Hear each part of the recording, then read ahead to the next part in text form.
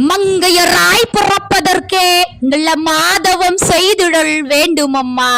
தன் ரத்தத்தை பாழாக்கி உனக்கு ஊட்டியவள் நீ யாரென்று இந்த உலகிற்கு தெரியும் முன்பே உன் ஒவ்வொரு அசைவையும் தன் கருவில் ரசித்தவள். தன் உயிரையே பணயம் வைத்து உன்னை இந்த மண்ணுக்கு ஈன்றெடுத்த முதல் தெய்வம் அம்மா. அம்மாவிற்கு அடுத்தபடியாய் உன்மேல் அதிகாரம் செய்யும் ஒரு குட்டி தாய் அக்கா. நீ அழுதால் துடிக்கும் தங்கை. இவர்கள் அத்துணை பேரும் உன் வாழ்க்கை பாதையில் சோர்வு தெரியாமல் உன்னை தாங்கி பிடிக்கும் பாசத்தின் விழுதுகள். அந்நியமாய் வந்து உன் குடும்பத்தையே தன் உயிராக்கி கொள்ளும் அண்ணி.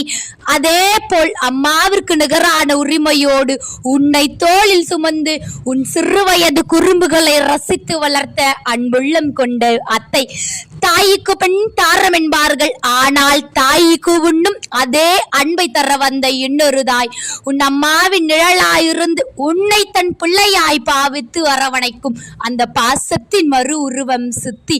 சுருக்கங்கள் விழுந்த முகத்தில் ஒரு தேவதை புன்னகையோடு தன் வாழ்நாள் அனுபவங்களை உனக்கு கதையாய் ஊட்டி வழி நடத்தும் ஞானம்.